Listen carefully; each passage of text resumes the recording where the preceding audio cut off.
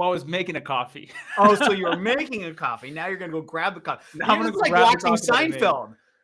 You know how to make the coffee. You just don't know how to get the coffee. I got to get the coffee. All right, go get it. Let me grab back.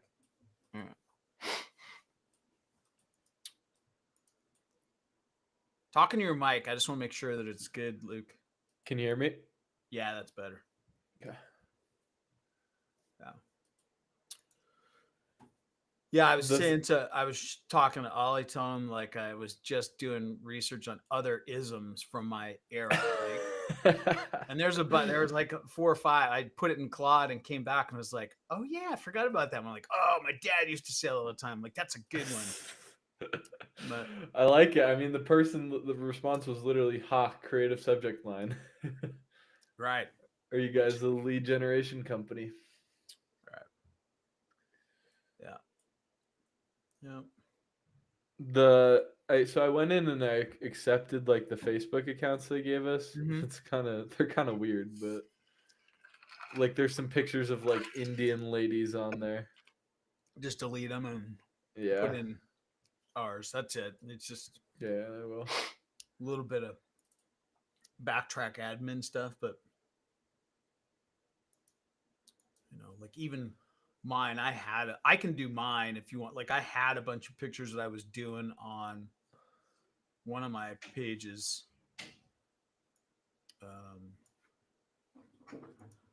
So All right. So what do we want to talk about today? Let's think of some good topics, and then we'll dive into things.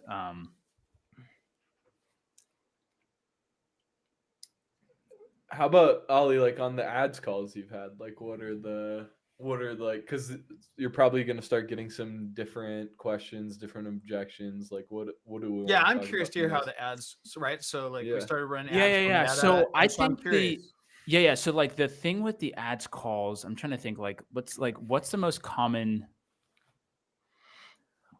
So it's like a different type of lead, right? Like it's interesting because it's like they're looking, right? They're looking for they're in the market. So typically it's almost like a competitive sale as well, right? Like because they're looking at other options as well, right? So there's like it's more of like hey, I'm talking with like 3 to 4 other people, right? That's kind of like what I've realized from that itself. Because people who are clicking on these ads are clicking on multiple ads as well. I think that's really, really interesting because That then is interesting. That makes it way more important for us to stress like in your sales pitch, Ollie, and like take a whole like slide in your sales deck and then send them pre-sales resources that are like breaking their belief that anything else will work for them.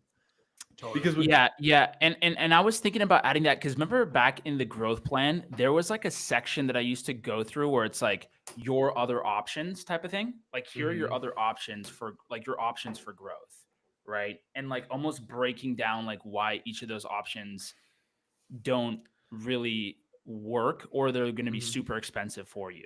I think you have to do that. And then also tie in like the stats from that we use all the time where you know how we used to go through that? How do you mean? Like the stats where it's like 95% have not found any traditional marketing method that's worked. 79% have failed with agencies. I think you need to like put that out there and then explain why, and then basically give them their other options and say, like, you can try these. None of these are going to work. I agree. That's part of like the benefit of like having all the data from talking with 500 plus founders, but like both before we started the Grow IT podcast and talking the podcast is like hearing all the same common thread of what didn't work. Like that's literally how we built our entire business model and offering based on all the stuff that all those guys have tried in IT, all the IT founders, right? That have relied on referrals, word of mouth, network, etc. Right. So then I think you go into our pitch in a completely different frame. If you go, here are the stats from talking to 500 plus people. They all told us it didn't work. Here's why it doesn't work. Here are your other options in the market. Here's why these options aren't going to work. And here's your only option. Yeah, we used to do that in the growth plan. Yeah, I've been stressing with those specific people. I've been like really like stressing on the reason as to why like the traditional lead generation route doesn't work, and I'll like stress that very much so in like the when I'm talking through our specific steps, and like the reason as to why so many companies have failed experiences with these lead generation providers is because they're thinking about everything the wrong way, right? And so I think upping that up though to what you're saying, Luke, is a really is an idea that I was thinking about actually implementing as well. It's just like like one slide that kind of goes through like here's what we found from interviewing X amount of people, and then options for growth, and then going into our going into our model right afterwards. I really like that. Yeah, I do too. I would even ask them like which of these do they considered, right? Like, I mean, I'm thinking of the salesperson route where a lot of the founders are like, I'm just going to hire a salesperson to replace me, right? The old slap them on the butt and send them out there and go get them type of thing. I mean, we've heard that fail. Like, I guess that's my question, which is like, hey, which of these have you considered? Yeah, and I think, well, depending on where they're at in their business, they've probably either are doing some of those or they have like considered doing some of them, depending on where they're at, right? You mean you have tried some of them versus? Yeah, or have tried some. Well, I mean, depending on like what we put in there in terms of like options for growth, like what we used to do was like you can hire a chief revenue officer, you can hire like business development manager, etc., whatever it is, right? And then like I would put in the salary and put in like that 50% of hires typically don't work out, right?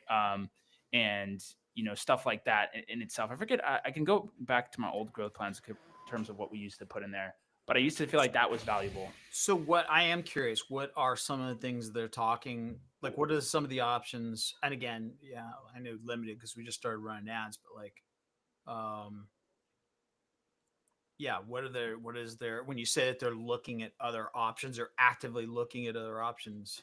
Well, I just think like, I mean, I think like one guy that had came to like the guy Travis, he was like, yeah, I was talking with someone who's doing Facebook ads and they said they were going to guarantee me 30 leads within like 90 days or I don't pay, like 30 warm leads. Right. And I was like, okay, well, like, why didn't you just go with them? I was like, that seems like a pretty good offer, And he's like, oh, like I was looking at, X, Y, and Z. And like I wanted to see if like there's like I don't know if I necessarily believe them or whatever you were saying around that itself. And then but the fact that he was like looking at like and then Luke said the same thing, right? Luke was like said the same thing. I'm like, yeah, like I'm looking at like 2 to 3 other companies. I think we need to put that into it because you're seeing the common thread, right? Like the 20 to 30 meetings a month or whatever, right? And it's like, what does that mean, right? Like, what does that mean? Like let's dig into that, right? Because you've heard it more than once, right? We do, right? We get it, I mean, even for our model, right? That I push back on all the time. Another thing is too, it's like one of the things that I'm trying to figure out, like what to do specifically, especially when someone's like, yeah, like we're looking to get, another extra 30 leads a month, right? Like knowing that we can't obviously do that for them. I've kind of been like having to, cause like, I don't want them to like have unrealistic expectations coming into what we feel like we could do for them, if that makes sense. And so I kind of have to like hit them with like a sense of reality as well. So do you get what I'm saying? Like when they're looking, I'm like, okay, like how many more clients are you guys looking to bring on? And it's like, if we can't obviously supply all that, they're going to associate it not with us as a solution for everything that they need. I think that's why having like a slide before, like at the very beginning where we really just like address it at the start is going to help a lot. Like, I agree. And talk about like, you're going to have people out there in the market who tell you we'll get you 30 new leads a month and all this and all that. And it's like, okay, if not, they'll give you your baby. They'll throw in a baby for you or something like, yeah. Just, and you can tell them like, look, there's going to be plenty of people that promise you, but yet of the 500 IT firms that we talked to, 95% said those methods hadn't worked for them. So like, what's up with that? Yeah, I totally because I think they have skepticism in their head already, but putting the fact and the data in there with it, it's like, okay, yeah, we'll just verify what they're skeptical about. Correct. Yeah, and that was what I was trying to do with Aram. I don't know if you watched a recording there, Terrence, with that guy who was like he didn't think the podcast method would work. I just listened to the parts where you talked about that part. Yeah, and I was like diving into, I was like throwing him so much. I was literally showing him screenshots or showing him like our smart lead of Rhino and like what they were like, the responses that they were getting. Showing him like it was showing them all this proof in that sense. And I feel like it's another thing too. Is like skepticism only gets really overturned by like more evidence of the thing that you say actually works. In that sense. And so just like, and I think that's what I'm realizing now. I'm like, okay, like what parts are you skeptical about? Like, where do you feel like what, like, given the fact, like what I say, like, given the fact that we've used this process to grow our business and we use this process to grow, and you see the case studies that we've used, for our clients to grow their business, where do you feel like this wouldn't work for you? You know what we And need like to do drilling is into that, right? And trying to be like, okay, well, why don't you feel like, and then the guy was saying like, the where I think I messed up there is that guy, like I gave him that analogy and he almost like he didn't buy into it right away. Like I was like, can I make a suggestion? Like you're thinking about your perspective, not the perspective of your ideal client profile. And he kind of like he went to the next question. I should have brought him back. I'm like, hold on, this is important, right? Like this is important. Like, do you see it from do you see why it's better for you to think about it from your ideal client perspective versus your own perspective? Right. Cause he's like, I've never responded to a podcast outreach. That was his like objection to it. He's like, I've never responded to a podcast outreach. I almost, even on that one, because as I was listening to it, and I like the way you handle it, because you're like, go back to ICP. And if you're ICP, you're a business owner, founder. The funny part is business owner founders are just as quote unquote susceptible to the ego part, right? The ego / whatever you want to call approach, right? Both for the podcast roundtable, like as a CIO or CTO is. So, part of it is like, hey, like, just because you're not, you wouldn't respond to that. Let me ask you this. Would you, like, if we invited you to be one of 5 business owners, part of a roundtable where you guys could discuss X, Y, and Z topic, would that be of interest to you? No. Okay, how about this, right? And give him like 3 or 4 different options and be like, and to get one of them to, he's like, yeah, that might. It's like, okay, we're all human, right? And something that doesn't resonate with, one person, because we've been out with the podcast method where people are like, yeah, that's not my thing, right? But they would do the white paper interview, or they would do the roundtable, or they and I was leaning into the roundtable deal with a link. But the thing is, the point is like, yes, it's not for everybody. But there are different ways to skin that cat. Oh, there's another ism. That's another old guy ism. I don't even know where that came from, by the way. Yeah. Yeah. But I think adding in a talking point about what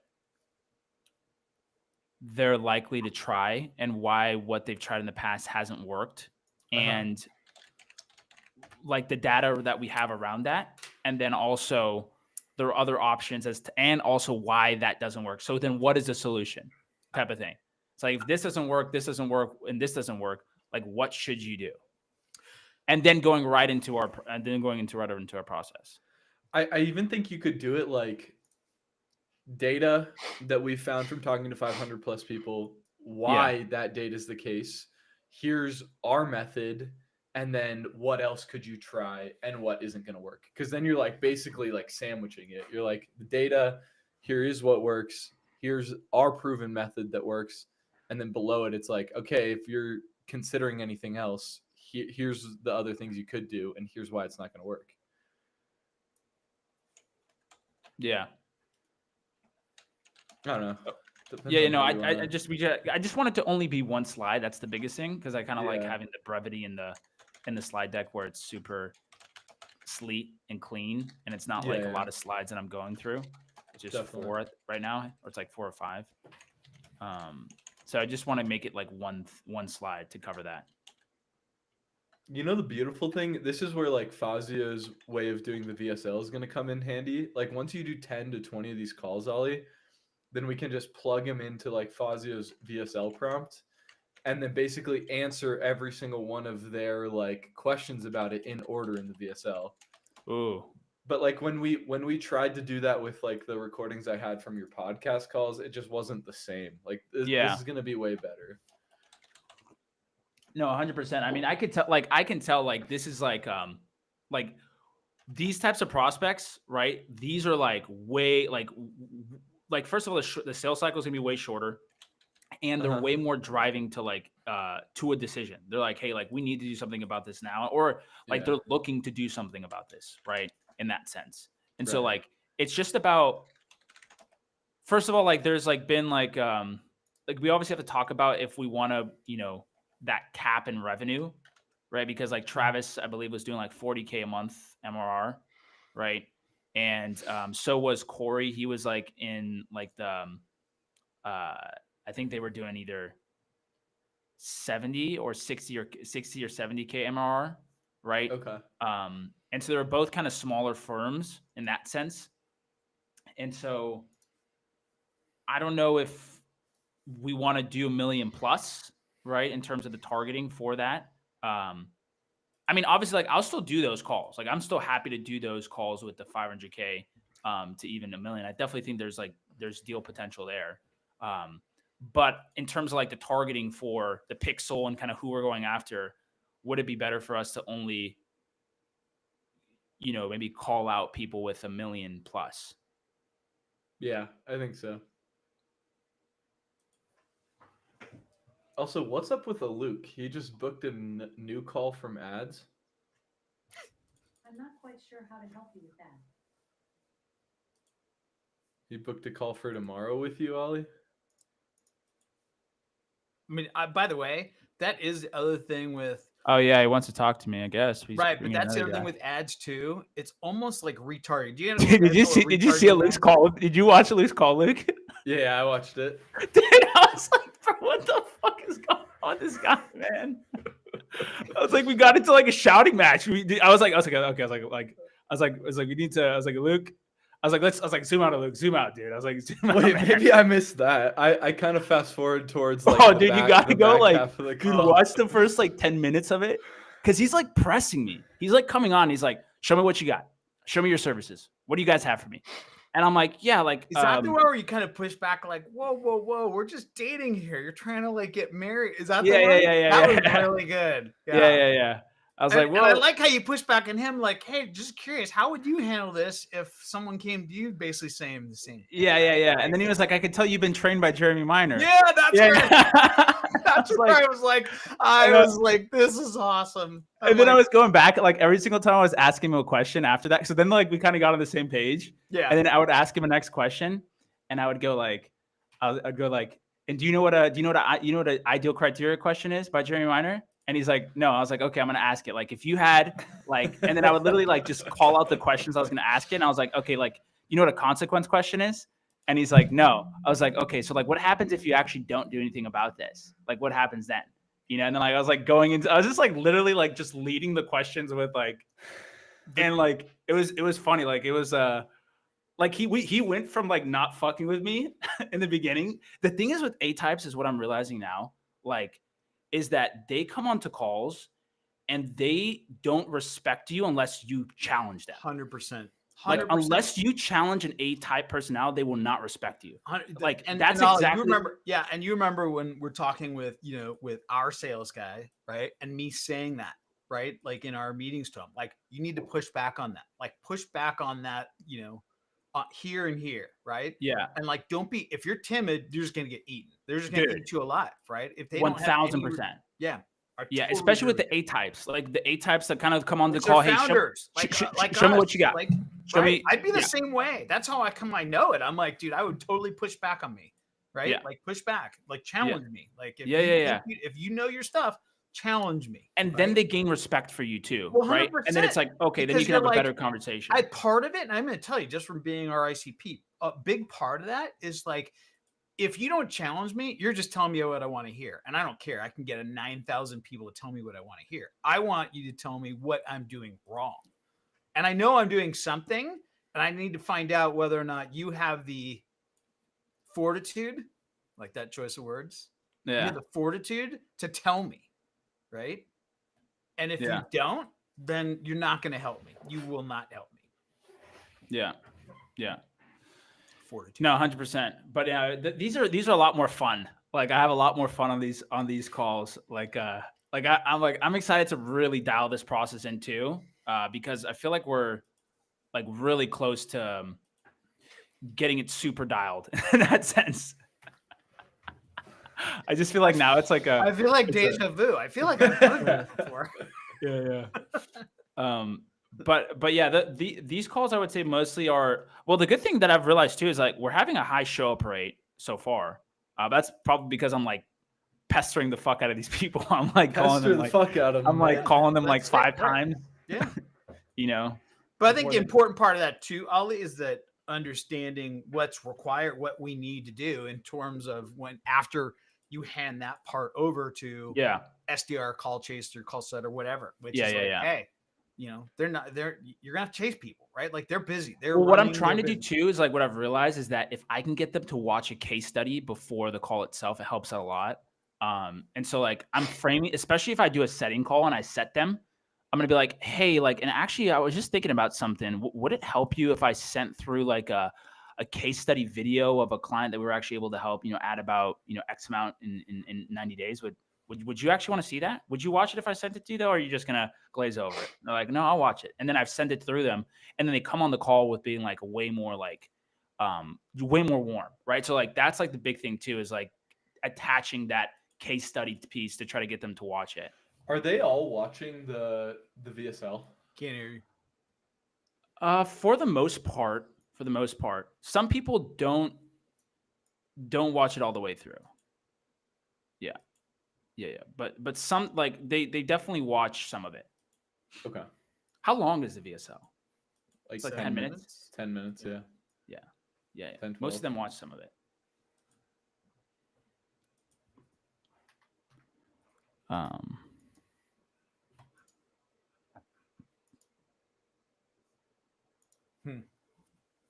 So is this a Luke that just got his type form in? No, this was me. Oh. Can't hear you, Luke. It was me submitting the type form. I'm just testing because I had changed the logic from less than $1 million or to less than $1 million instead of less than 500K.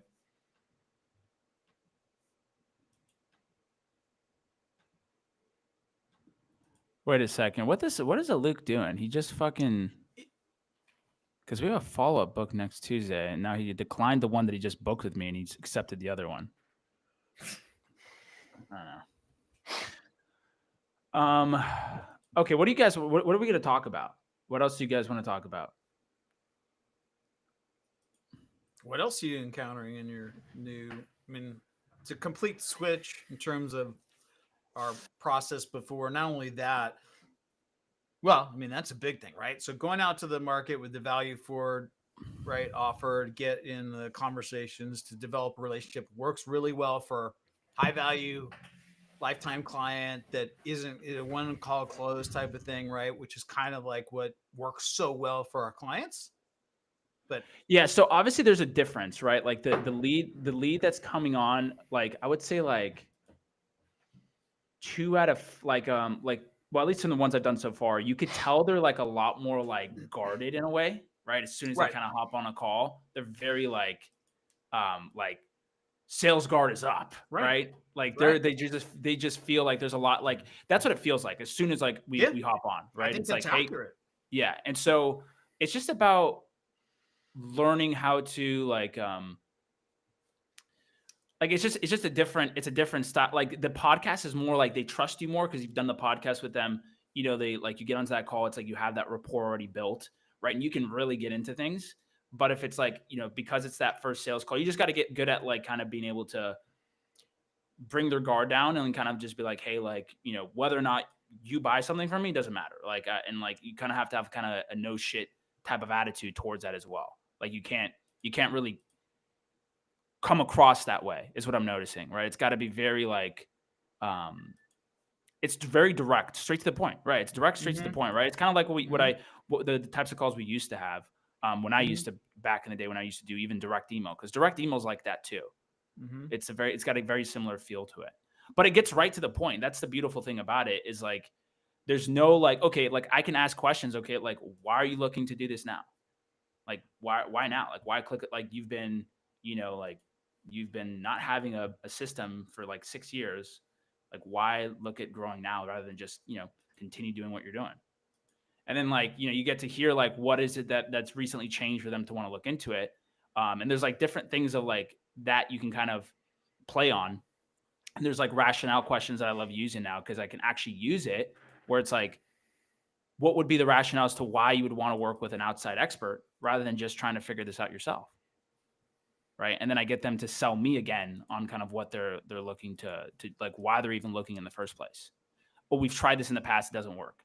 So there's just like different nuances, like different things that I noticed from not being able to say on a podcast call, if that makes sense, versus what you can kind of say on a direct call just because they are looking. No, I totally agree. They're just different. It's interesting, right? Like, and the reason why I think it'll work so much, where it's going to work for you personally, the way your selling style so much better, is because it fits better. Like I put myself in, like when I was listening to like one or two of those calls, and I was like, oh man, I pushed so hard back on this person.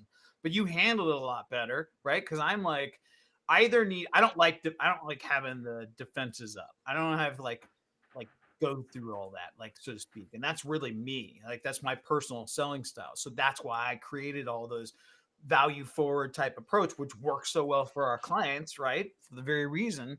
Yeah. That's why I feel much better in that, where this process worked I wouldn't do well in this process. I wouldn't. Yeah. It's a different, you have to like, it's just a different sell, right? Because like it's less relationship. Parts of it I would I think what I'm realizing too is that why the podcast method works so well for like the relationship based businesses as well, because it turns like a cold lead into a warm lead, essentially. Like that's really what it does for these like, bigger relationship style businesses that can't really have like, that is their business is built upon these relationships. And it's why you can get into these non-disarming ways with them. It works perfect for those style of companies, right? You start to realize it's like, hey, these are the advantages of this method as well. For like, cause like you almost see a dichotomy between the two, I think that's actually going to help you, Ollie. Yeah. No, 100%. When you're talking to them, right? Our ideal prospects, the value forward relationship side of things is what drives their business. And so you can literally drive that dichotomy through, be like, hey, right, that this doesn't work for this very reason, right? Like, yeah, can you imagine if a prospect for your type of service came onto this call? It's like, so what do you do? Like, what do you do, Ollie? Like, what do you do for IT consultants, right? Well, we're trying to migrate our data lake, and right, like it just doesn't work. Right? Yeah. And so, but I do think there's a huge dichotomy, and I think you can almost use both. You personally will be able to use both because we've used both approaches to. Well, yeah, and that's a big thing too. Like, I think, with this as well, like there's so many revelations that I've been coming across, like doing these calls, like, and like there's so much like of it that's also kind of like internal, right? When you're kind of doing these calls as well, where it's like confidence and conviction has to be dialed up to 10, right? Like confidence, conviction, and like leadership frame is what I'm noticing are like super important in these calls as well. It's like these people have to feel that you're super confident in what is that you sell. They have to feel the conviction, and they have to feel that you can like lead them, to where they need to go. And I feel like those three things are like super important. Also, obviously on the podcast style as well, but even on these calls is like being able to really dig into that. And that's why like I'm like really trying to like show examples. I'm like, hey bro, I know this shit works. I don't know if you heard what I told Aram on the call itself, but even going to him and being like, hey man, I wouldn't be here if I didn't think that this would actually work for you. Like, I know that this would actually crush it for you. It doesn't matter what I think though. It matters what you think. Like and then I went into like and then like even having stuff like that, or when, you're kind of just pushing back on people, it's like, hey man, this is the best thing for you. And that's really like what it is too. It's like, hey, like this is you have to believe that this is the best thing for them, for them to do. And like, that is what we have really is, like I genuinely believe that it really is the best thing for them in that sense, where it's like, you could go to like all these other companies who are going to promise you the world, right? And going to, guarantee you 90 leads without, and then if they don't work, they're going to fucking give you a baby, in return, I'm going to drive. Like, I think it gives you a much better perspective too. Like on both approaches. And I'll even draw this to our ICP in that our ICP, right, has grown by referrals network, word of mouth type of thing. And they become kind of a jack of all trades, right? Yeah. And so when you ask that question, it's like, hey, like, what are you expert in? There typically are a few areas where they are experts. Like we are really good. We know our shit when it comes to migrating, data lakes from on-prem to the cloud, right? Like, oh, when you did these other projects in such and such industry. Yeah, but it's not really like we did it because it kind of came through the door, so to speak, right? And so the more that they are in a focused area, right? Like we are in IT consulting or IT firms, related IT firms. We're not going out saying, hey, we're going to get 30 meetings for, B2C or for, attorneys or for any other type of, right? So my point being is that they should be able to see that too, in terms of like, hey, there's stuff that you really know your stuff on. So a prospect came on and you did one project 7 years ago, you wouldn't do it with the same level of conviction that you would with someone who came on is like, we're thinking about migrating our data lake from on-prem to the cloud. And you'd be like, good, I'm your guy. Like, let's talk. Right. Yeah. Same. And what I mean by this, even to you, is like, we had a lot of different offers over the last couple of years trying to help different firms do the same thing. And we have now 1 to 2 offers that we have. That's it. We narrow it down. And your confidence level is like, oh, I know this will either work for you, it won't. And you're basically probing to understand that. So you can go, yeah, this is really going to freaking work for you. Right. So that's my point too, is that for our ICP, the more that they can hone in on the area where they have the most expertise, right, in delivery, and then go out to the market with that and get in those conversations, it's going to become very apparent. Yeah. And I think another thing too is that, like, I think that most IT and tech founders that are looking to grow probably aren't super sales savvy, right? In that sense as well. So like, that is why the podcast method is going to work well for them as well, because of the fact that, like, if they were to have to do like, for example, like I booked one of our clients almost 90 different meetings with decision makers, right? Direct calls, but he only closed 1 out of 90, right? And so that wasn't because of the fact that the leads weren't good or because he didn't because they were the wrong people coming on the call. It was the right people on the call. They had pain points. He wasn't able to help them because he wasn't sales savvy. He didn't have the sales structure and the sales process to be able to convert direct cold traffic, right? Because that's really what it is. It's like you have to become really good at being able to convert cold traffic, not warm traffic. And it's like a big misconception is people think that they close like 50%, 60% with referrals and like, oh yeah, I can close 50, 60%. I'm like, yeah, try that on cold traffic, right? Try that on people who don't know you, and that's really the difference there as well. And with that, I think that's kind of important, right? Like the warm referrals, warm leads, like the transfer of trust that comes with it, right? So like if someone comes in through a Microsoft or some other channel partner, right? And then that channel partner, Microsoft, says, go talk to, Joe at XYZ consulting firm, right? Like that inherent trust comes right through. Like it's not like that person that prospect knows that Microsoft's not going to put them in the wrong hands. And I'm using Microsoft as an example, but there's a ton of other like channel partners, referral partners that have built up trust in their relationship with that prospect to send it over to where that inherent trust gets transferred over, right? And to where people they forget about that, right? Like, oh, so fascinating, right? Isn't that so fascinating? Like the way, like the level of trust that's built throughout the process will determine whether or not like that is. That's really all it is. This morning, it's 100% like trust, right? Like I can't remember what I was thinking about it in terms of. Maybe I was listening to one of your calls or something, but I was like, if there was like one thing that I think you have to establish in the sales process is trust. Yeah. Right? And it can be accomplished a number of different ways. You know your shit with respect to a certain area of expertise, your ability to push back and challenge the prospect in terms of truly getting, but there's a number of different ways, but it all comes down to trust. Like dude, that's such a great point, Terrence. Like it is all comes down to trust. Like trust, first of all, in your product, right? Trust, first of all, in you, and trust in that the fact that the product is going to work for them, right? Like that's the biggest thing, right? Because if people believe the claims that you make, right? A lot of these claims that people make, if they believe them, why wouldn't they work with you, right? So it's like they don't believe the claims that you're making, and so they don't trust you, and so you have to figure out why it is that they don't trust you. Is it because you're letting them bitch you around, essentially, right? And I don't know if I can say that on LinkedIn, but they're letting you. They're basically. Luckily, this is just going to YouTube right now. I think we Yeah. dropped a couple of shit bombs too, so I don't know if you can necessarily say that. We'll just edit those parts out of it. But it's so true. Like you have to be able to build trust with these prospects and be able to, you know, show them that you're an expert. Like I got a really good analogy from Anthony, and it's like these people. What you have to picture of them is like they're drowning. Like they're literally drowning, you know, trying to figure out how to grow their business, and they're drowning in like, you know, this in the ocean.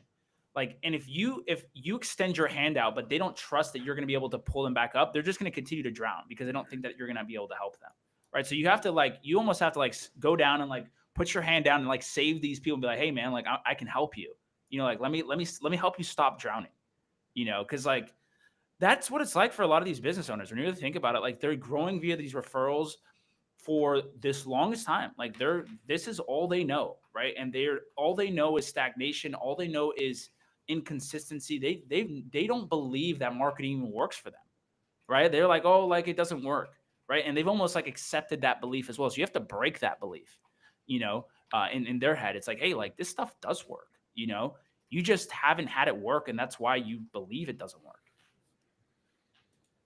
And it's why when Hormozi talks about like the value of an offer, the perceived likelihood of achievement is one of the biggest components of it. Perceived likelihood of achievement and trust are completely tied together, in my opinion. I mean, it's like if I have a perceived like a very high perceived likelihood that you're going to help me grow my business and add X amount of revenue, then I don't really care how much it costs me, because I have a lot of trust and confidence that you're going to help me get to where you're saying you can.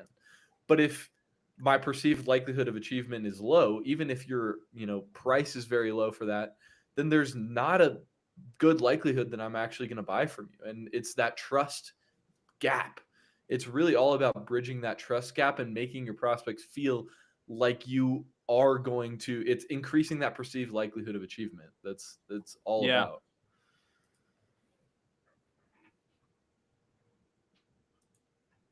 Do you think what percentage do you think is emotional versus logic? That's an Ollie question, right? Because in the sales process, right, there's the emotional side, which is like, oh my gosh, I hope this sounds good. I hope this will work for me. Versus the logic side, which is like seeing the concrete evidence, the, you know, calculating the return on investment, etc. Well, emotion always drives decision, right? If you think about it, emotion always drives reaction. So even if you're making a logical decision, it's first, we all make decisions based upon emotion, and then we justify them with logic. And I feel like that's really what it is, right? Because at the end of the day, a lot of these business owners that I talk to, they're in a lot of pain. They're like they don't want to continue to grow the way that they have. They know they need to try something else. And so it's an emotional thing.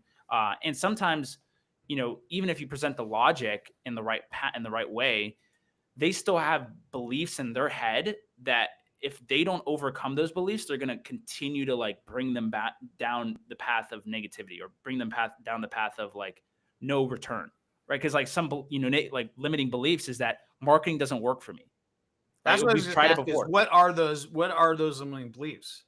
Yeah, the biggest one is that marketing doesn't work for me, right? Like we've tried marketing in the past, and so because we tried in the past, it won't work for me, right? And that's one of the biggest things that people have to get over, is that just because you've tried something in the past, you've had negative experiences in the past with somebody else, doesn't mean that you should stop looking for new marketing solutions, right? People have found marketing to work within their business. Otherwise, people wouldn't have been able to grow beyond referrals, right? So marketing does work. You just have to continue to test things and continue to have an open mind about what solutions are actually going to be able to work for your business and work for your industry. That's really what you have to figure out. That's one limiting belief. I would say another limiting belief is, I would say that's probably the biggest one, right? That's always just the biggest one. That they've tried something in the past, didn't work for them. Yeah. And the biggest, I would say the second biggest one is kind of like a variation of that, is like, you know,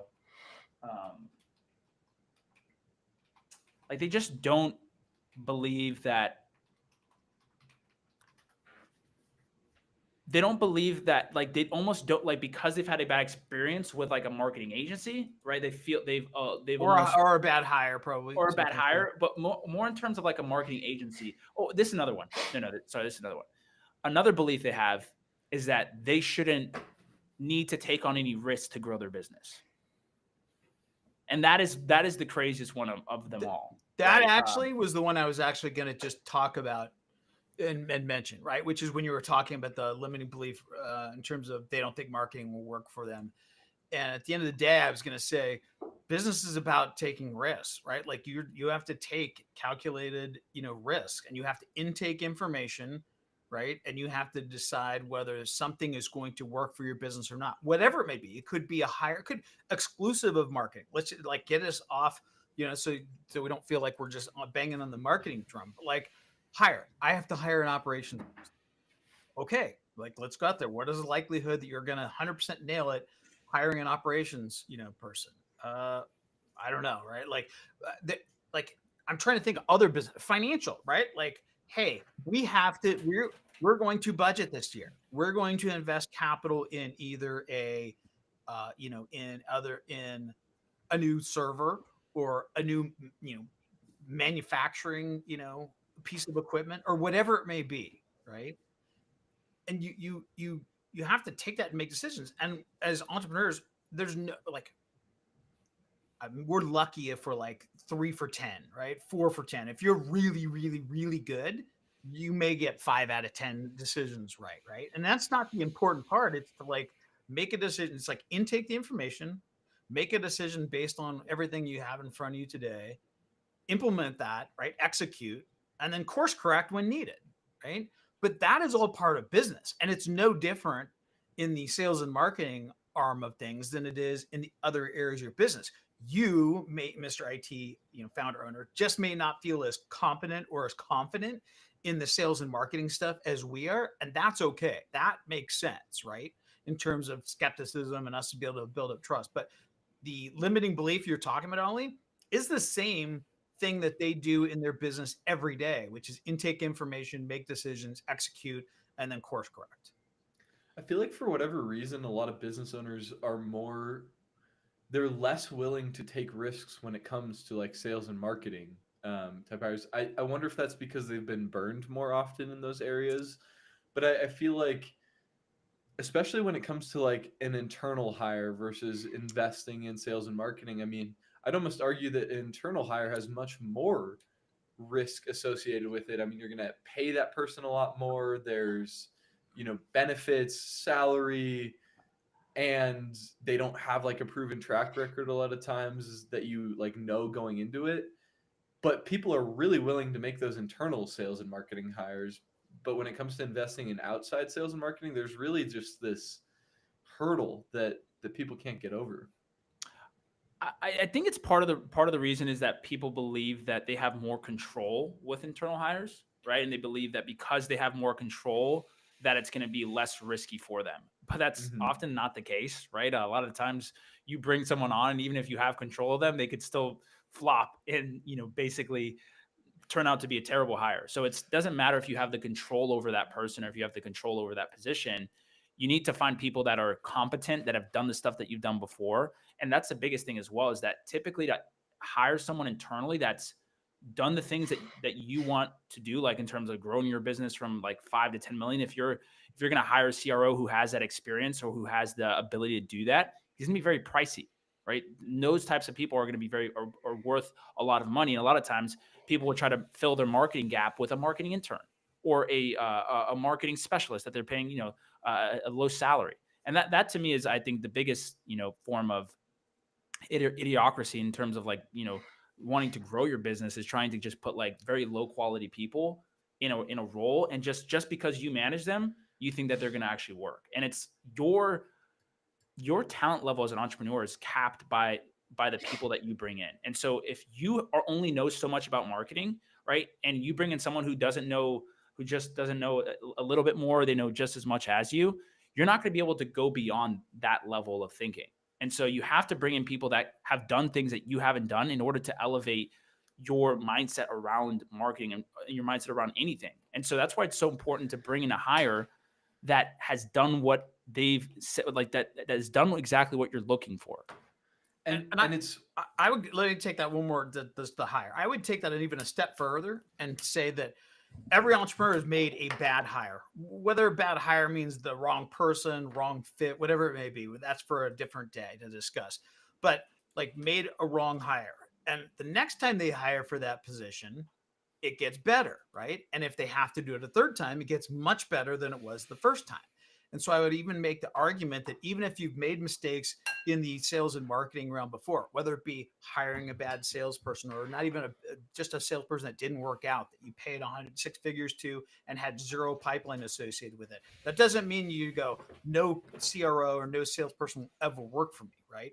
It's the same thing with, hey, we tried a marketing agency before. They promised me 20 to 30 leads a month. Okay, it didn't work. What worked? What worked on it and what didn't? Well, they got 20 to 3 appointments. They weren't even our right ACP. They'd show up to the calls and they have nothing to do with topics. Okay, well, that's progress still, right? Because then now when you go talk to the next marketing agency that says they can help IT consulting firms, you'll be like, what makes you any different from these jokers that said they're going to hire 20 or get me 20 to 3 leads a month? And they got it with, Joe in the basement of the corporation who basically was like, had zero operating budget and zero influence. Like, okay, well, that's progress, right? So I think that's the other thing to keep in mind too, is go back to the entrepreneurs. We have to make decisions. We are not 100%. We're not even close. We're lucky 50%. And so making progress towards where you're trying to go and making those decisions is going to get you to where you ultimately want to go. And really the reason that we've seen pretty much no firms have success with these internal like sales, marketing, business dev hires is because, like you said, Ollie, they all try and hire the discount one. They're not trying to pay top dollar for these hires because they're at an early stage in their business and that top dollar is going to be hard for them to stomach. But the thing about sales, marketing, and business dev folks is just like a good software engineer can accomplish 100x what an average software engineer can be. It's the same thing when it comes to sales, marketing, biz dev. Is a good marketing person, a good biz dev person who has a proven track record is going to accomplish 10x, 50x, 1000x what the average sales, marketing, or business dev person is going to do. And when you're that close to the money, like you are with like as a biz dev person or a marketing person, and you can see the flow of the money coming in, you do not value yourself for bottom dollar. Like you're able to value yourself top dollar. And so if you're making an internal sales, marketing, or biz dev hire, and you want to hire someone that has a proven track record, it's going to cost you a lot of money to do that. And so everybody goes out there and they hire the $60,000 a year marketing person, or they hire the $100,000 a year biz dev guy, and they wonder why they don't get a result. It's because every biz dev guy or every marketing person who has actually gotten true results knows that they can value themselves a lot higher than that.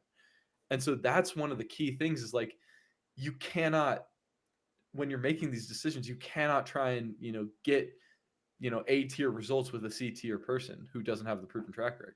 You're buying leverage. You're buying leverage, which every entrepreneur does understand. There is something in your business that you've invested in, a person, piece of equipment, a relationship, a in-person event. There's something that you've invested in that has had a tremendous amount of leverage on your overall business. You need to think about that first, what that is, and be like, oh, you're right. Actually, I went to that one conference 5 years ago and met 3 relationships that have driven 40% of my business today. And that leverage is what every entrepreneur understands. And it's no different than what you just pointed out, Luke. Yeah. And it's, go ahead. I was just going to say, I mean, I'm thinking back to a client that we did an audit for a while back. And, as we're doing the audit, we found out that pretty much one marketing agency was doing, their SEO, their lead gen, their ads, like every single sales and marketing component. And when I asked the founder, they're like, yeah, it's a really good deal. They're charging me, less than $2,000 a month, and they're doing all the sales and marketing. And I'm like, okay, so how's it going? Well, obviously the answer is not very well, but he still felt like it was a great deal. And I'm like, it's just like it's so interesting to me because it's like, if you're paying bottom dollar for like a marketing agency or a sales hire or something like that, that means that they do not have a proven track record. That means that they do not have proven results, because any marketing agency, any marketing person who has ever gotten results and has a track record is not going to devalue themselves like that. And so it's so funny because we see that so often where founders, their first step into the sales and marketing world is either that like low tier marketing internal hire or that low tier cheap marketing agency, and then they wonder why it doesn't work. It's like, just like you as an IT firm, you're trying not to devalue yourself because you know that you're good at what you do and you're not going to charge bottom dollar for that. Like, think about it. You're literally paying the bottom dollar IT firm that doesn't have a proven track record, like, and expecting to get results from that. Yeah. And I think there's two ways to go about that, right? Like if you're a founder and you're looking to grow your business and you're thinking about, okay, how do I get better at marketing sales? Like, how do I level up our overall business IQ around sales and marketing? The two things that you can really do is you, first of all, have to learn sales and marketing. You have to be like a fanatic about it, and you have to be able to obsess over how to get better at sales and marketing so that you can lead the sales and marketing divisions and then be able to hire people under you. Right? That would be one option that you have, is just becoming an expert at sales and marketing. The other option that you have is hiring an external agency of some sort or external expert that's able to give you the advice at a much cheaper rate. Because if you're a company that's doing $2 to $3 million in revenue, or just even $1 to $2 million in revenue, you don't have the funds to be able to invest into a full-time hire of a CRO that's going to cost you, anywhere from 300, 400K salary. Right? If they're really good and they've done the things that they say that they have. And so it's important for you to be able to realize that in order to get the knowledge and to shortcut the knowledge, you have to be able to pay an outside consultant or an expert that's been there before and can give you the knowledge and give you the process and system, or even run it for you. And so that's what I think people don't realize, is that you have to, everything is like a knowledge game. It's like the skills that you have to acquire to get to the next level. And if you don't have the skills, you're not going to get to the next level. And so how do you get your business to have those skills? You either learn those skills or you hire somebody who has those skills. And if you want to hire someone internally for those skills, you're going to have to pay a lot of money. Versus if you're going to hire someone externally, you can find the right people for a good price. And so really that's the way that you should look about growing your business, that I don't have these skills. How do I get my business to have these skills? Mm-hmm. I think it's such a great point you make there, Ali, where it's, if your business is not growing at the rate that you want it to, it means there's a skill deficiency. There's a skill gap. And the only way to fix that is to fill that skill gap, that skill deficiency. And like you mentioned, I think there's really only 3 ways that these IT founders that we talk to can fill that skill deficiency. They can, get their own hands dirty, and they can put in the time, invest it, they're smart guys. And this is obviously going to take the longest. They can go out and they can hire a 300,000 plus a year, business dev guy who has a proven track record of growing IT firms, and it's going to be pricey, but he's going to get you there. Or you can go hire an agency that's done it before, has a proven track record, but you have to be expecting to then pay a decent amount for that agency. You can't go hire a bottom tier agency to do that. And so you really have 3 options. It's all about, how much time do I have to invest? How much money do I have to invest? Because, if time is your biggest asset at the moment, then by all means, get your hands dirty, figure it out. But if you're a busy founder, like most people are, and it's probably, you're going to have to be willing to spend down that skill deficiency. You're going to have to pay to bridge that skill gap.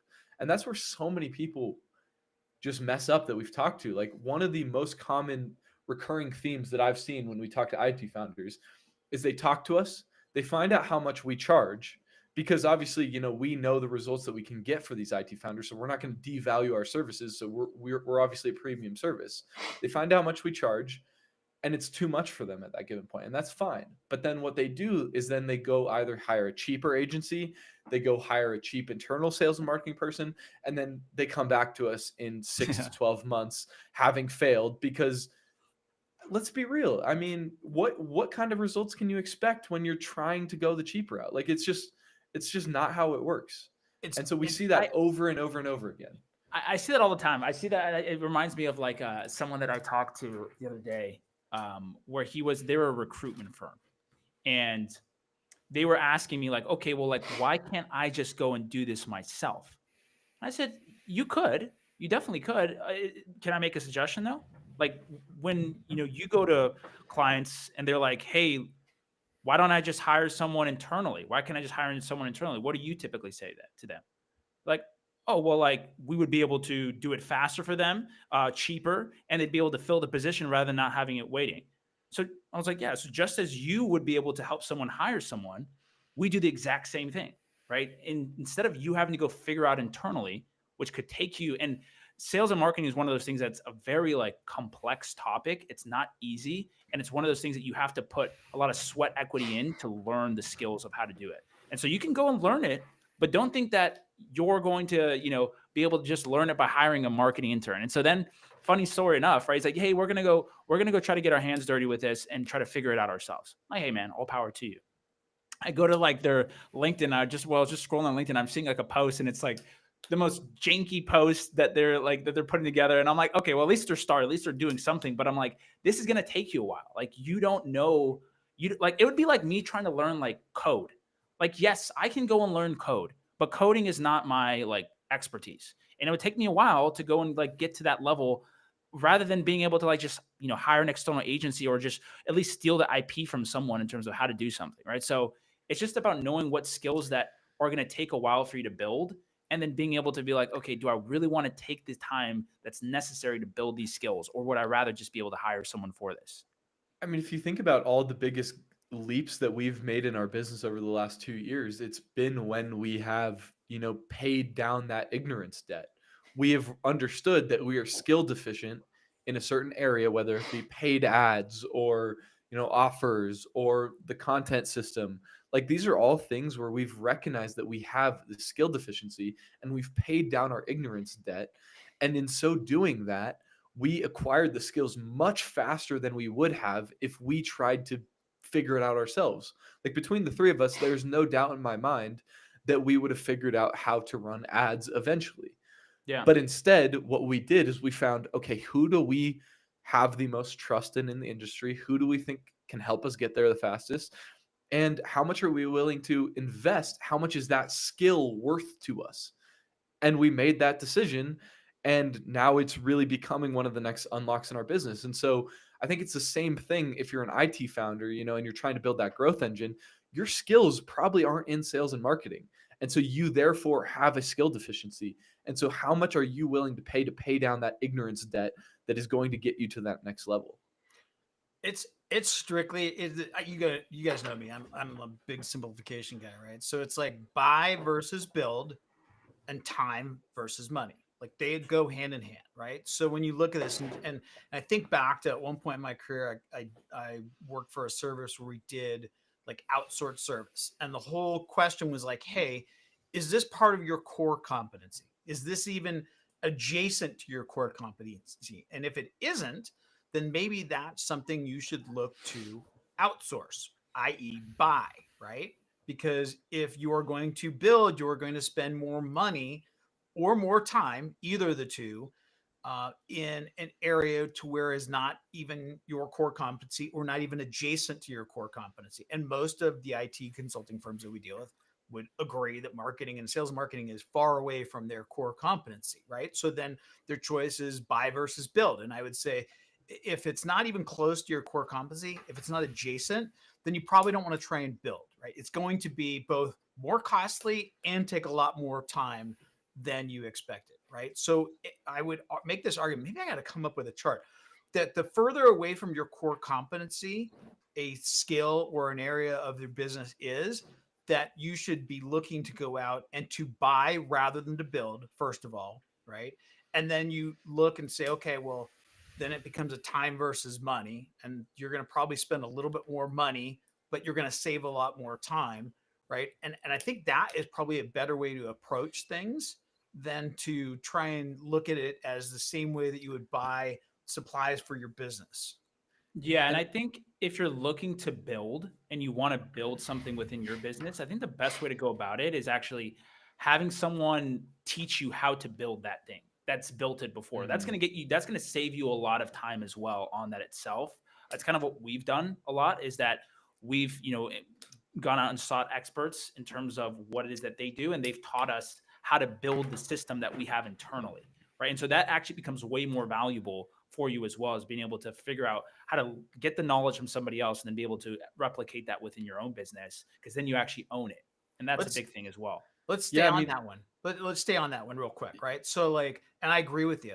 And that is like, we went out and basically paid this firm to teach us how to run ads on Meta, right? I've run ads on Meta before a long time ago, but we paid them, I don't know, 15, 20K, right? For like 90 days. And they showed us, we're like, great. Now we not only know we have the process, now we know the right person that we would need to go to fill the role of to media buy or manage our campaigns, etc. So there is a process that you can go out and buy I don't even want to use the cheat codes, but buy the methodology that works and then build internally based off of that, rather than going out and hiring someone, trying to build from scratch, but not having, now you got to figure out both a people and a process at the same time. So I would say that you're much better. Again, this goes back to the core competency and adjacent thing. If it's not your core competency, or it's not even adjacent to your core competency, then go out and look and find an agency or someone that that has a process that works, and then build it backwards from that. I mean, it's how Hormozi's built his entire business. He talks about how the number one way when they're looking to build out some new function of the business, the first thing they do is they go out and find the best agency in the market that is like highly specialized in that skill. And they go to that agency and they basically say, like, look, we're going to pay you to help us build this. You're going to run it for us. And in so doing, we're going to try and learn everything that you're doing. Because Hormozi would so much rather, buy the IP so that he can build the system properly. And I think that's a really like key thing, is I think in the long term, everybody wants to build, because we want it to all be internal so that we have control, so that it's our own engine. But so many IT firms, they go out and they buy it at the start, but they buy it in the form of a cheap agency. They buy it in the form of a cheap internal hire. And so then the IP that you're getting from that cheap agency, or the ideas that you're getting from that cheap marketing hire, you then build your system based on that. And that's just, I would so much rather build my like long-term engine based on like incredibly high proven IP, rather than buying the IP from a cheap agency or cheap internal hire. I think we can go out and say that's probably the worst thing that you could do to grow your business, right? The worst thing that you can do to grow your business, especially if you have no skills with marketing or sales, is to hire a cheap hire, thinking that they're going to actually save you, right? If you're going to pay them like 30 to 60K a year, like in terms of a hire for a marketing specialist or a sales guy, they're not going to save you. Like, those people aren't going to save you. And so I think like I can go out on record and say, like, I think that's probably one of the worst things that you could do that would be the lowest thing you could do to actually grow your business. That's going to help you. I would honestly even take it up a level. Like, I think if you're hiring somebody for under 150, 200K a year, when it comes to biz dev and marketing, they're not going to save you. Like we've talked about a bunch, the best sales and marketing people know what they're worth, because they are directly correlated to the money flow, to the cash flow. And when you're directly correlated to the money flow, the cash flow, like you know how to value yourself. And so anything under a $200,000 a year marketing or biz dev hire is not going to be your saving grace. It's not going to save you.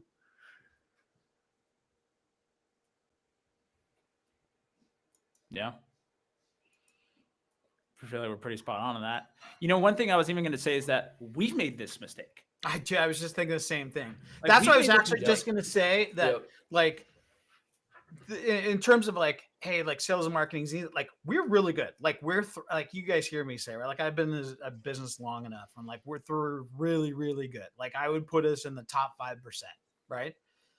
And look at the challenges that we've had in terms of changing offers, adjusting to the market, changing price, making sure that our price, that the price value alignment is correct, making sure we're like targeting the right ICP, et cetera. Right. And it's hard. It's hard for us. And we've had to make many of it iterations. So if it's hard for us, like it would be like, I think it'd be like the equivalent of going to like one of our IT consulting firm, clients and be like, Yeah, I know you could, help me migrate my data lake from, on-prem to the cloud, but I got a guy over in Serbia that I hired on Upwork, and he's got it. He's going to be able to nail this thing, and he's going to charge me like, less than 10% of what you would charge me, right? It's like, okay, right? Right. And so, you're paying for IP, you're paying for expertise. And if, again, not to go back to the same thing I said before, but if it's not even adjacent to your core competency, then you better go out and find someone and pay well for that IP, or you're going to pay for it now, or you're going to pay for it later. I mean, we made the same. Oh, go ahead. I was going to say, I think so many of the founders that we talk to since they've grown their business relying on referrals and network, they vastly underestimate how hard sales and marketing actually is. Like sales and marketing and building a consistent growth engine for your business, it's unbelievably hard. Like the three of us all have a sales and marketing background. It's what we love doing. And it has basically been a full-time job with all three of us hands on deck trying to figure out our own sales and marketing processes over the last year. And so if you, as an IT founder, and it's not even your core competency in sales and marketing, think that you can just devote, a little bit of your time / hire Mary the marketing girl, slap her on marketing and figure this out. Be careful where you're slapping Mary the marketing girl. That might get you in a bigger problem. I'm used to the slap the sales guy on the ass. I caught myself there just in time. He's like, you just cost me a $500,000 lawsuit with We've used that analogy too much with the sales guys. I was about to use it for the marketing. You need to catch a case in the process of trying to build his marketing system, dude. Oh, man, that was funny. But for real, man, I mean, they just underestimate how hard it actually is. Like, all three of us put all of our time and attention into it, and it's hard. It's taken us a year to figure this out, and it's what we love doing. Yeah, this is not a thing you can half-ass. Yeah, it's one of those things that if it were easy, everybody would be able to grow their business on demand. Like when you think about building a growth system or a growth engine outside of like referrals in your network, this is a literal like vending machine. You're building a vending machine in a way. You're building a system that if you put in X amount, you get X in return. And you can't really do that with anything else. Well, I mean, you can, but in terms of like marketing, like to be able to find the CAC to CLTV ratio and be able to, solidify that, like that is, once you've gotten that, like you can scale your business until it breaks, or until something starts to break in that sense from the delivery side or the operational side of things. But once you solve acquisition, like that's the hardest part, I feel like, in terms of that's what and that's to me what comes back from our clients is like the ones that have been like, okay, we need to turn it off. Like I have to turn it off the marketing machine because now we've got to build up delivery. And it's like, well, first of all, don't do that. Don't ever do that. Always keep the marketing machine on. Allow you to continually build that pipeline of prospects and help you raise prices, right? What you want to do. But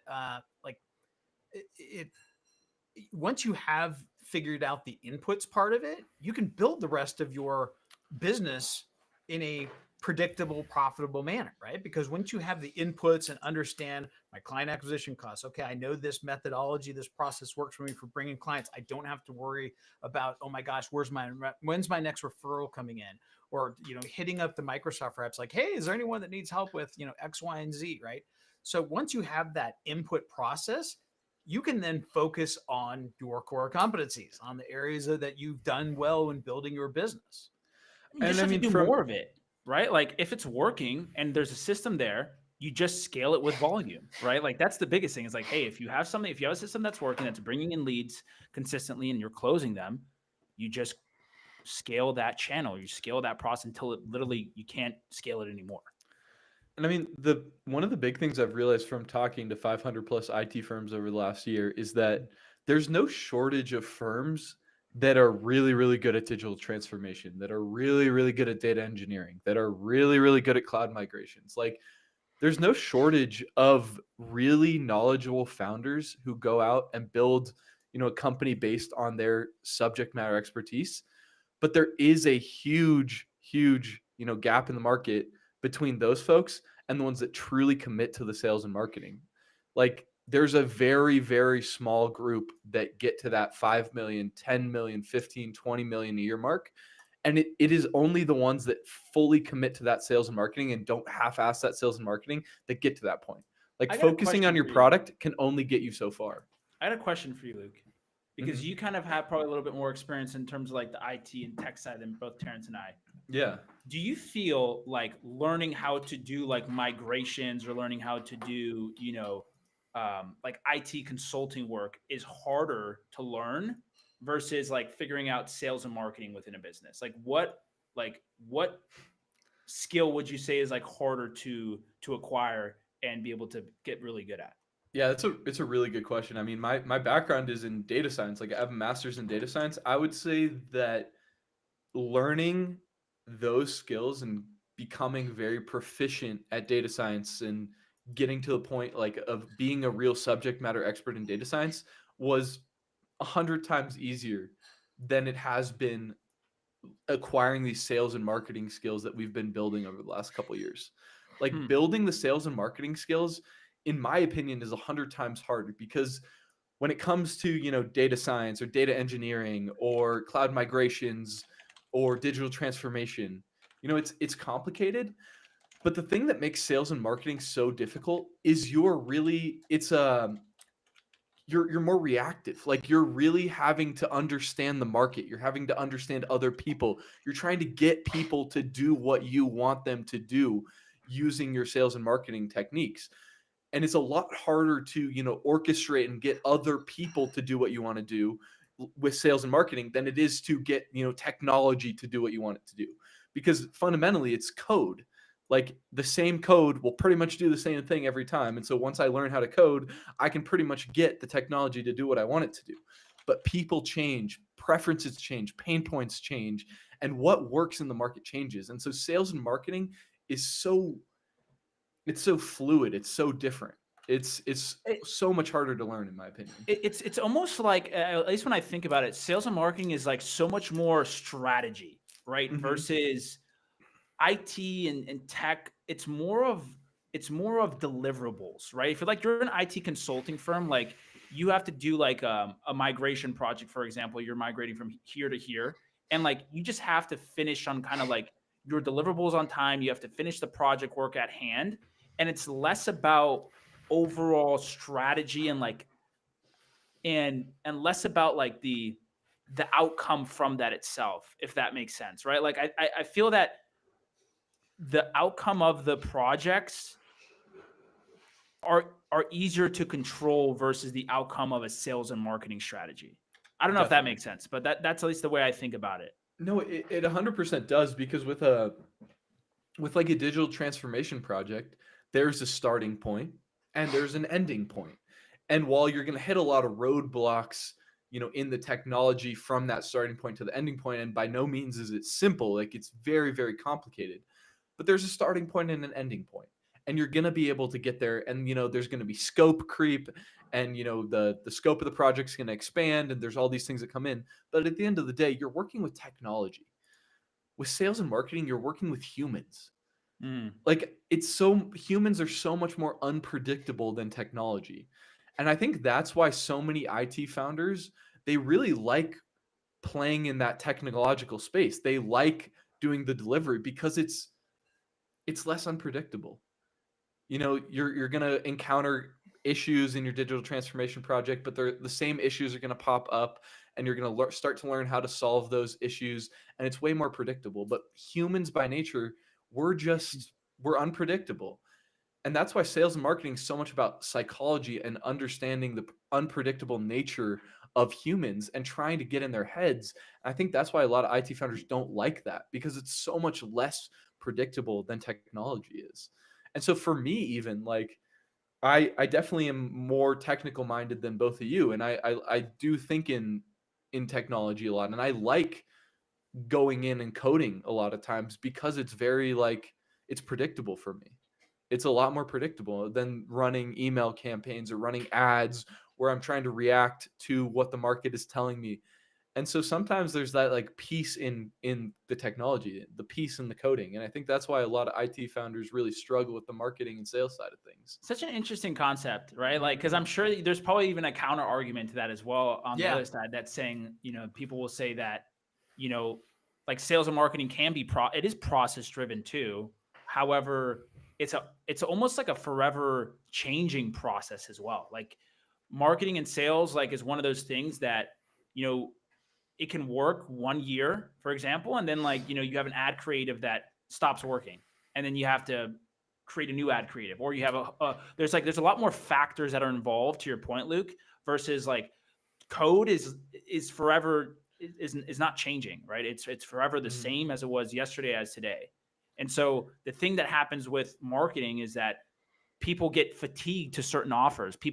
There's like market levels of sophistication that you have to realize. And then there's different components of trust. And you have to be able to like understand the human mind. The human mind is so much more complex than code is. I think that's really what it is, right? Like the human mind and being able to influence and to have psychology, and to understand the psychology of a human being.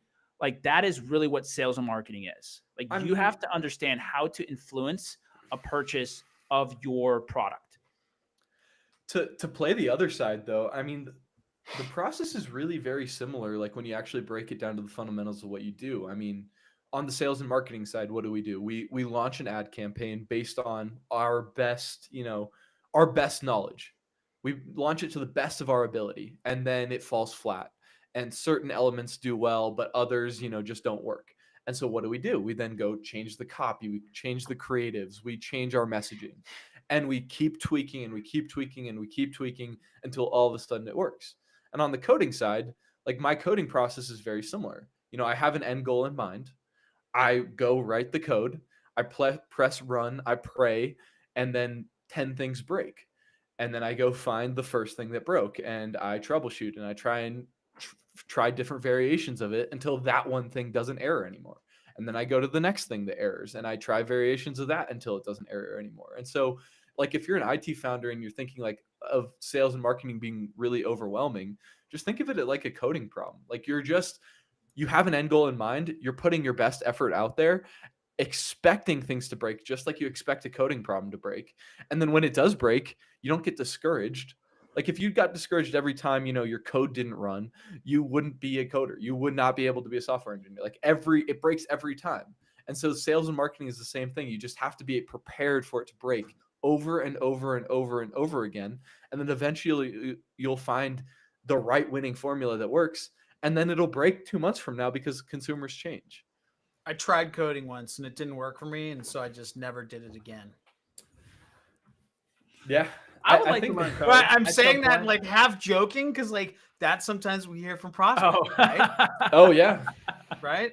Like, can you imagine, putting it into their terms in terms of coding? Can you imagine if you went to code a piece of software and then basically just scrapped it and said, that didn't work and we're never doing it again? Be like, well, that's not smart, right? Like you made progress, incremental progress, and you made, to your point, Luke, hey, coding changes, right? I mean, like, let's face it. Was there ever a piece of software, a deliverable software that came out of the box ready to go? No, that's why they call it beta testing, right? So it's like, why would you expect the same from your sales and marketing process? I think that's such a great point. Like these IT founders that we work with, they know what goes into like the technical projects they work on. They know how many different variations and iterations and bugs and errors that they encountered along the way, but they know that they're eventually going to get there if they iterate enough.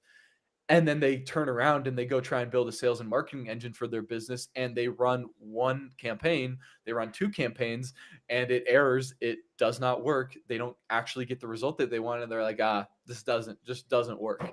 It's like if you did that on the technical side, you'd never ship any products. You'd never actually build anything. Here's the other thing. So on the sales and marketing side, it's the same thing. You vastly underestimate the amount of effort and iterations it takes to get to your end goal. How many times have those IT consulting firms said that they've come in to clean up a mess that some other IT consultant came in and created, right? Probably because that IT consulting firm had a higher degree of expertise than the previous consultant. So there's been instances of that too, right? Where you're like, well, what made you better? You came in and were able to identify the pitfalls, the challenges, the issues right away. Well, I have a lot more experience in that area, and I knew if they had hired me in the first place, they wouldn't have gone through all that. So really, tell me more. I think it comes down to like the really good consulting firms in almost any different realm. I feel that they need to understand what the deliverables do. For example, like you can't just like deliver upon deliverables, but you have to figure out, okay, what's the strategy behind why you're doing this thing? Right? Because if you like, for example, if someone came to us and they're like, hey, we want to grow our business and we know we got to start doing SEO and we got to start doing this. Can you guys do that for us? No. We'd be like, no, because that's not going to work to grow your business. But we could technically, hypothetically, just charge them on a deliverable basis, right? And just do like, one social media post or do this and do that and just do deliverables. But we know that the deliverables doesn't always equal the outcome. And I feel like the consulting firms that are really good, it's like, hey, well, what's the purpose of why you want to move? What's the migration doing? Why are you doing this? Like, what is this for? Right. And then understanding the strategy behind that and then be able to then put in the deliverables for that itself, but not the other way around. I have a question on that. So like and maybe Lucas for you, right? But like, if, from an IT perspective, someone goes in and says, here are the deliverables, right? Like, and clearly defined. Then they get in and they're like, oh, this is not this, which, right? It's like the scope wasn't whatever. But they go in and go, yeah, this is not what we expected. Now they could continue to go in and deliver those deliverables. And at the end, the client's like, my problem's not solved. It's like, I know, but we delivered the deliverables. Like, here they are, right? I can show you each of the deliverables. It's like, I know, but it still doesn't work. Like, it still isn't talking with our operations isn't talking with finance. Well, I know, but I gave you the deliverables versus a true consultant that says, hey, like, I'm recognizing this is a problem. And the deliverables I told you I was going to give you is not what you need. You either need more or less or whatever it may be. But I know that ultimately you're trying to get from this point A to point B, and I'm going to get you there rather than giving you the deliverables that initially were scoped out from getting you to point A to point B. Yeah, I mean, any deliverable focused marketing agency just fundamentally is not going to get you to where you need to go because they're not concerned with that holistic transformation. They're not concerned with getting you to that end goal. They're concerned with delivering you your X number of, creative posts each month, your X number of, SEO backlinks each month. And it's like, at the end of the day, who cares? Like, I talk to IT founders all the time who are like, as soon as we get in to a project, we realize there's so many skeletons in the closet that we didn't realize. And so I'm like, okay, so then are you just going to not address those? They're like, no, of course we address those because, we want to get them to this end goal. And it's like sales and marketing needs to be viewed in that same manner. It doesn't matter, how the sausage is made. Like you always say, Terrence, it doesn't matter how the sausage is made. It's just get from point A to point B. And you have to view sales and marketing that same way. And when you're looking for like a sales and marketing provider, you have to look for somebody who's going to view you as, let's get you from point A to point B. And it doesn't matter what it takes, whatever deliverables. Like, we try, and a lot of times people will try and bucket us into deliverables. They'll ask us like, what are these specific like hard deliverables? And it's like, you know what? I don't really know because you're different than every other client we work with. And at the end of the day, we're just going to get you from point A to point B. And it doesn't matter how we get you there.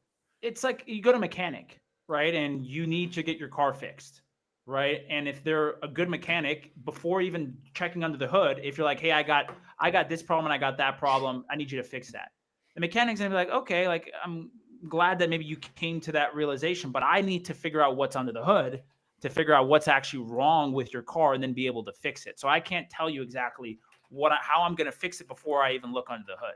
And I think that's what happens a lot of times, that people try to say, oh, well, we need this and this. It's like, well, yeah, possibly, but we need to check under what you have going on right now to even make those types of decisions. And I think, to add to your point, Luke, about like why leads are almost like a deliverable in a way. Like, leads can be just a deliverable, right? Like, you get me into a conversation with somebody, but if you don't have the whole process behind how to convert those leads and how to actually make sure that they look at you as an authority, how to make sure that you have a brand presence, that you are, active on socials. Like if you don't have those, you can have leads that come in, but then they're going to be like, oh, well, these leads aren't really looking to buy. Well, yeah, because you don't have all the things that they're looking for in that sense. So it's like you need a strategy. And we've noticed that within our own business, right? It's not just about getting leads, about what's the overarching strategy around how you get the leads as well. Yeah, I think every IT founder we talk to who's hit that growth plateau wants leads. But at the end of the day, they don't want leads. They want growth. They want a way to sustainably and predictably grow their business. And leads are just what they think they need to get there.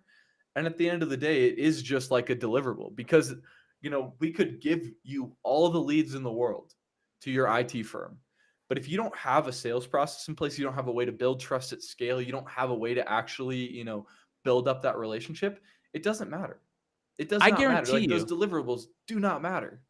I guarantee you we could run a Facebook lead form ad, right? And we could run it for our clients and we can get them 50 to 100 people that a month that are interested in learning more about their services. I guarantee they probably wouldn't close any of them. Right? They wouldn't have the system in place to know how to call the leads, at what time they should call them, how quickly they should call them. They wouldn't know how to book them in. They wouldn't know how to put together the right presentations to show them, right? They wouldn't have the right social proof to be able to back what is that they're doing. So it's like you can get leads, you can just get a deliverable in terms of that sense. But if you don't have the strategy behind it, it's never going to work for you. I think that's one of the biggest realizations that we came to when we first started this business was we really were coming into it from that leads perspective. Like we're just trying to provide leads to IT firms. And then what happened? We had a couple clients who were sending, 20, 30 leads a month and no revenue was coming from them. They weren't closing any of those leads. I mean, like we've had clients where we've booked, like you mentioned earlier, Ali, not giving them 90 plus leads and they've closed one of them. It's like there's so much that goes on under the hood that you have to get right before leads even matter. And that's where so many agencies fall flat when they're helping IT firms grow. There's so much that goes on under the hood unless you have that all, flowing before you drive those leads to the machine, you're just going to waste it. Like so many of the clients that we've had have done.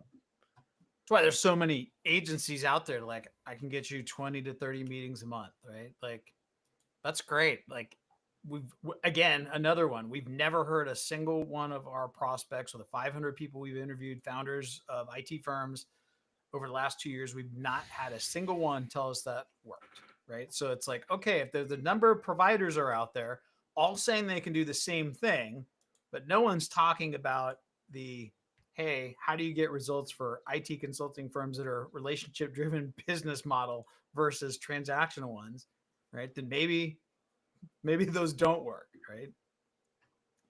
Yeah, we've been going for a minute. Yeah, we have. I think this was a good combo, though. That's a great. That's such a big. I think that's like almost like a really big realization that we've had, is what we're talking about. Like that you don't we could literally bring these people leads, right? And in most cases, right? Some cases, if they have a really good sales process that's already defined, they've been able to convert traffic. Who's ever? You'd have to be like a big company, right? Like if you're even like the big ones, like I would challenge us to think about ones that I mean, and there have been a few. Like, I'm saying like if you're like $100 million organization, right? I'm even thinking like 20 million. That there's been a few. Like we've talked even really like I mean we have some big organizations. I wouldn't say they're like that good. I think it just depends, like anything, right? Like I mean. Like if we think about, our big companies that we work with, they aren't that sophisticated in terms of sales and marketing. Define big. Like 40 million. Yeah. Right. Yeah, that's true. So like, that's what I'm saying. Like what is really the real test for me is if you've converted from cold traffic. Like, I think that's the biggest thing. That's the biggest challenge. Yeah. Mm-hmm. If your company can convert from cold traffic, then yes, you can buy leads. Like if you already have a proven system that you've been able to convert from cold traffic, then yes, you can buy leads. I would say that you'd be able to buy, like you could just buy, like you could just go to a lead provider in that sense and try to get more leads for you. Yeah, but I keep going back to like the mortgage thing, right? Like a mortgage broker who buy leads. Like I'm buying leads from people who are either buying a home or refinancing their home. It's like, yeah, but say that mortgage broker like has cold called before, and like say Mhm. that he gets all of his business through cold calls, and like he's got like a really good process for that in terms Oh, of I totally converting agree. that. Yeah. Then it's like, I all right, totally well, agree. you're used to the cold calls, right? You've gotten the cold traffic to work, so you're probably going to get like, for example, like ads to work really easy in that sense because you already have that process that's already built on the back end. That makes sense. Yeah. I mean, you even talked about it today, Ollie, when it comes to our own ads calls. Like you hop on those ads calls and their guards are up. Like it's a skill that you have to be able to break down that barrier that comes with cold traffic. And so anybody who's solely sold to warm traffic up to this point, they're not going to have that skill, and they're going to feel like the leads are bad. They're going to feel like they're not the right people, but it's not that at all. It's just about, you have to have the skill of selling and converting cold traffic. And most of the firms that we work with don't have that skill. And that's the fact that they haven't gotten experience with that as well, right? Because a lot of times people think sales is just closing referrals. That's what they think it is, right? They think that sales is just, if I've closed 50% of my referrals, I'm gonna crush it with, cold traffic. And I'm always like, dude, you don't know what you're in for. It's a completely different. It's a different sell. All right. All right, Dude, we gents. have gone on for a while. That was crazy. I had no idea we were going on for That was fucking wild. All right. Jesus, I didn't realize that either. Yeah. All right. I'm gonna end it there. Ollie, did you ever get that guy from last week into a follow-up call, or is he still dodging? Still